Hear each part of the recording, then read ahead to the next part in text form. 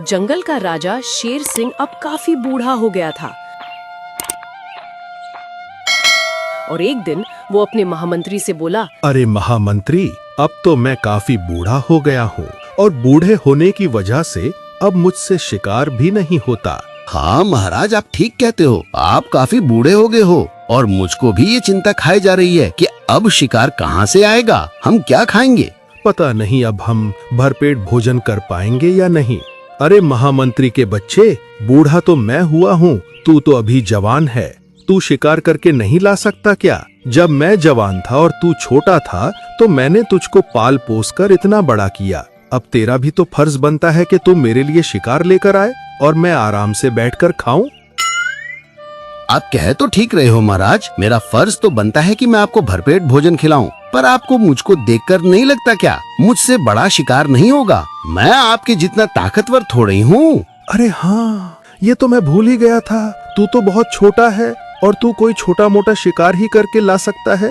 उससे तो तेरा ही पेट भरेगा, मेरा तो भरेगा भी नहीं। अब क्या करें? कुछ ना कुछ तो पेट भरने के लिए युक्ति लगानी होगी हमको।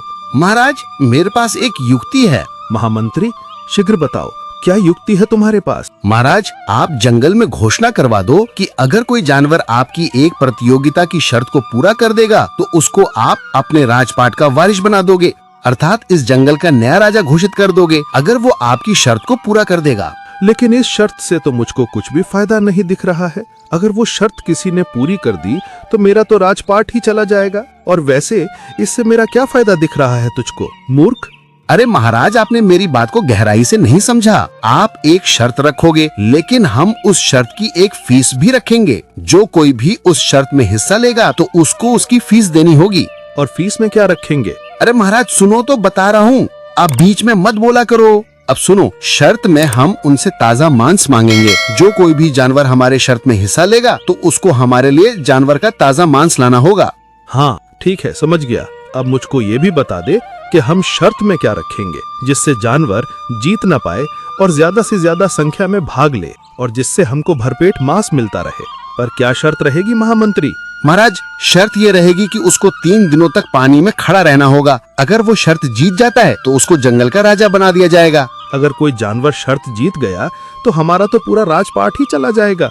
अरे महाराज, आप थोड़ा सोचो, इस समय सर्दियों का मौसम है। ऐसा कौन जानवर होगा जो सर्दियों में लगातार 3 दिनों तक बिना कुछ खाए पिए पानी में खड़ा रहे? मुझको तो नहीं लगता महाराज कि कोई भी जानवर ये कर पाएगा। तुम्हारा आइडिया तो मुझको बहुत पसंद आया महामंत्री, लेकिन एक समस्या मुझको खाए जा रही है। अगर कोई जानवर शर्त जीत गया तो हमको राजपाट उसको देना ही होगा।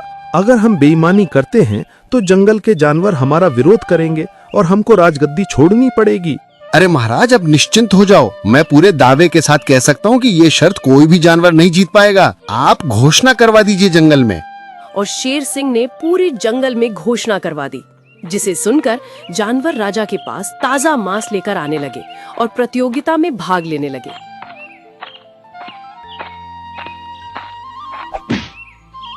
महाराज, ये लो, ये ताजा हिरण का मांस है, मैं आपके लिए लाया हूँ और मुझको प्रतियोगिता में भाग लेने दो। कहाँ पर है वो ठंडे पानी का तालाब? चलो, मैं उसमें 3 दिनों तक आपको रह कर दिखाता हूँ, और अगर मैं ये प्रतियोगिता जीत जाता हूँ तो आपको ये राजपाट मुझको देना होगा महामंत्री जी। अरे आप उसकी चिंता मत करो, बाज बहादुर महाराज अपनी जुबान से मुकरेंगे नहीं। पहले आप प्रतियोगिता तो जीत लो। मेरा नाम बाज बहादुर नहीं, बल्कि मेरा नाम भालू बहादुर है। जब तक तुम प्रतियोगिता नहीं जीतते मैं तो तुमको बाज बहादुरी कहूँगा, और जब तुम प्रतियोगिता जीत जाओगे फिर तुम भालू बहादुर खुद ब खुद बन जाओगे। पहले ये पता तो लगे तुम कैसे बहादुर जाओगे। ठंडा पानी तुम्हारा इंतजार कर रहा है। और भालू बहादुर उस ठंडे पानी के तालाब में खड़ा हो गया और उसकी निगरानी पर महामंत्री स्वयं खड़े हो गए। अहिला, ये तो खूब ठंडा पानी है रे। ये तो मेरी कुछ ही घंटे में कुल्फी जमा देगा। और इन्होंने 3 दिनों तक इसी पानी में खड़े रहने की शर्त रखी है। मुझको तो नहीं लगता कि मैं एक दिन भी पूरा कर पाऊं। दिन में इतनी ठंड लग रही है तो रात में तो ये ठंड दुगनी और बढ़ जाएगी, तब मेरा क्या होगा? अरे बहादुर जी, क्या बड़बड़ा रहे हो? हमको भी जरा बता दो, ठंड तो नहीं लग रही तुमको? अगर लगे तो आवाज लगा देना, हम पकड़कर खींच लेंगे तुमको बाहर। अरे तुमको मेहनत करने की कोई आवश्यकता नहीं है, मैं कुछ ही समय में बाहर आ जाऊंगा। इसका मतलब भालू बहादुर तुमने हार मान ली? अरे हाँ, मैंने हार मान ली। मुझे इतने ठंडे पानी में खड़े रहने का कोई शौक नहीं है और ना ही मुझसे 3 दिनों तक लगातार इस ठंडे पानी में रहा जाएगा। मुझे बाहर निकाल दो। और भालू बहादुर हार मानकर वापस लौट गया।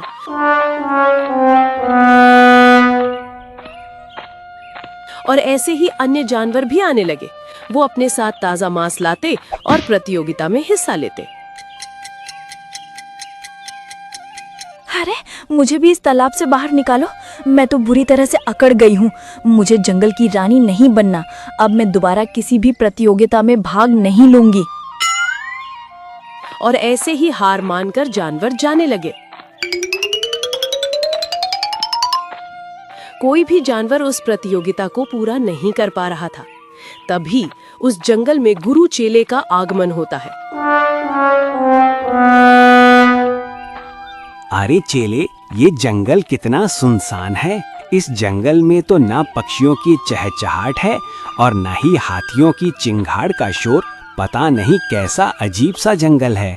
कोई जानवर दिख भी तो नहीं रहा जिससे बातें कर सकें। अरे गुरुजी, वो देखो दूर एक बकरी पेड़ की छांव में बैठी दिख रही है। चलो उसके पास चलते हैं। अरे बकरी रानी, तुम ऐसे उदास कैसे बैठी हो? और तुम्हारे जंगल में तुम्हारी तरह ही उदासी क्यों छाई हुई है? ना तो पक्षियों की चहचहाट है और ना ही जानवरों का शोर। वो इसलिए है अजनबी, क्योंकि इस जंगल में एक प्रतियोगिता चल रही है। सारे जानवर इस प्रतियोगिता की तैयारी में व्यस्त है। किस तरह की प्रतियोगिता चल रही है, जरा हमें भी बता दो। अगर तुम जंगल के राजा के पास किसी जानवर का ताज़ा मांस लेकर जाओगे तो तुम उस प्रतियोगिता में भाग ले सकोगे।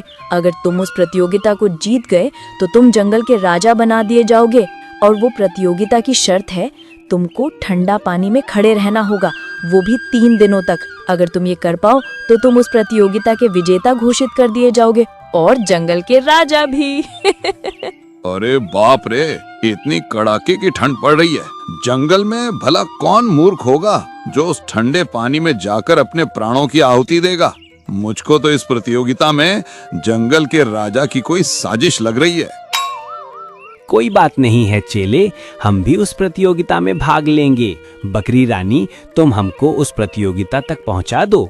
नहीं अजनबी, मैं खड़ी नहीं हो पाऊंगी, क्योंकि उस प्रतियोगिता में मैंने भी हिस्सा लिया था और मैंने अपनी दोनों टांगों को गवा दिया रानी बनने के चक्कर में।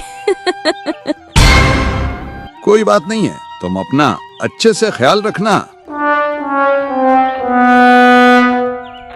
उधर राजा और उसका महामंत्री खूब दावत उड़ा रहे थे।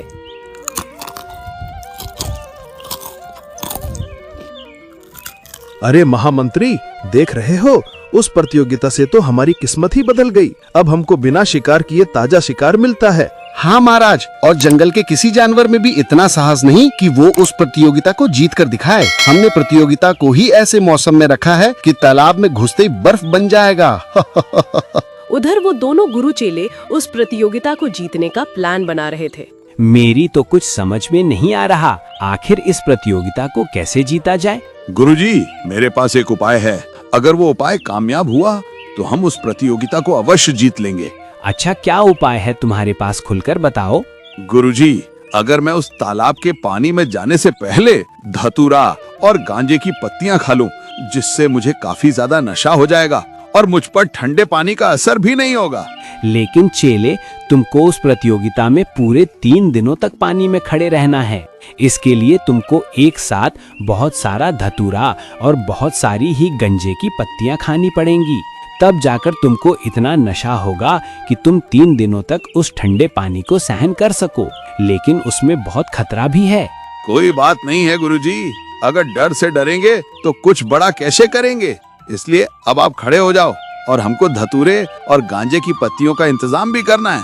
आखिर हमको इस जंगल का राजा जो बनना है इस प्रतियोगिता को जीतकर। हाँ, तुम बिल्कुल ठीक कहते हो चेले, शीघ्र चलो। गुरु चेला धतूरा और गांजे की तलाश में चल दिए। काफी घूमने के बाद उनको धतूरा और गांजे की पत्तियां भी मिल गईं और चेले ने बहुत सारे धतूरे और गांजे की पत्तियों को खा लिया। शीघ्र चलो गुरुजी, अब मुझको थोड़ा थोड़ा नशा हो रहा है। और वे दोनों ताजा मांस लेकर प्रतियोगिता में भाग लेने के लिए पहुंचे।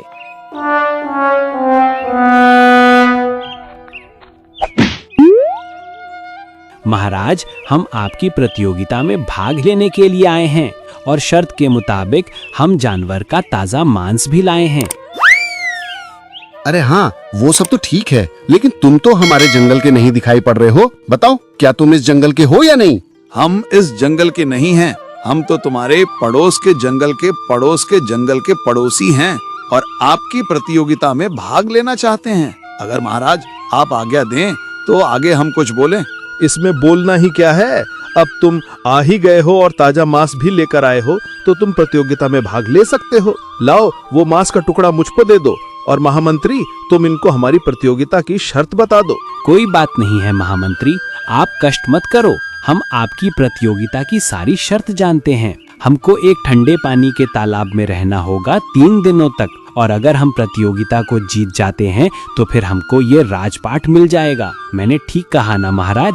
तुमने बिल्कुल ठीक कहा। जाओ, हमारे महामंत्री के साथ, वो तुमको तालाब बता देंगे।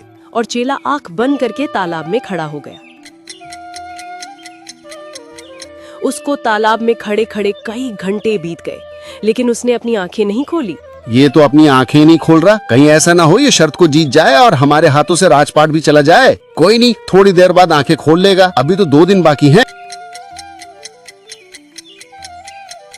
और देखते ही देखते एक दिन पूरा बीत गया।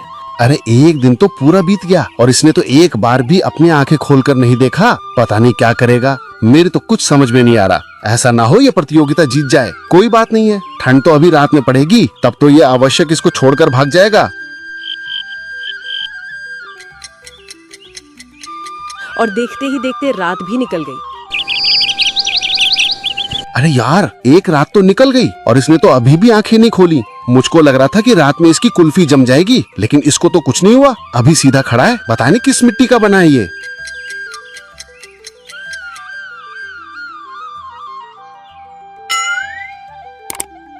अरे बाप रे, दूसरा दिन भी निकल गया और इसने तो अभी भी अपनी आंखें नहीं खोली। मुझको तो लगता है ये प्रतियोगिता को जीत लेगा। अब मैं महाराज को जाकर बताता हूँ।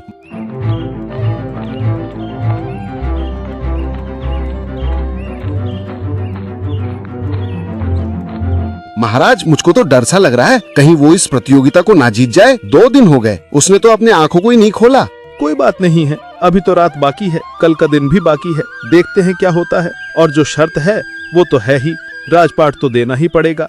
और महामंत्री तालाब पर पहुंचा। अरे बाप रे, तीसरा दिन भी आधा निकल गया और इसने तो अपनी आंखें नहीं खोली। पता नहीं कैसा है ये। इतनी ठंड में तो कोई भी इस पानी में खड़ा नहीं रह पाता। न जाने किस मिट्टी का बना है ये तो राजपाट को लेकर ही जाएगा। बस मेरा चेला कुछ देर तक और इस तालाब में रुक जाए तो वह इस प्रतियोगिता को जीत जाएगा और हम यहाँ के राजा बन जाएंगे।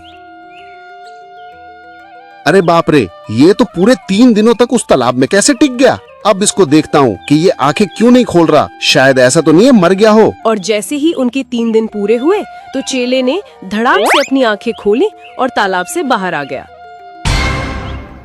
अरे महामंत्री, हमको ले चलो तो अपने राजा के पास। हमने ये शर्त को जीत लिया है और आज से हम इस जंगल के राजा हुए।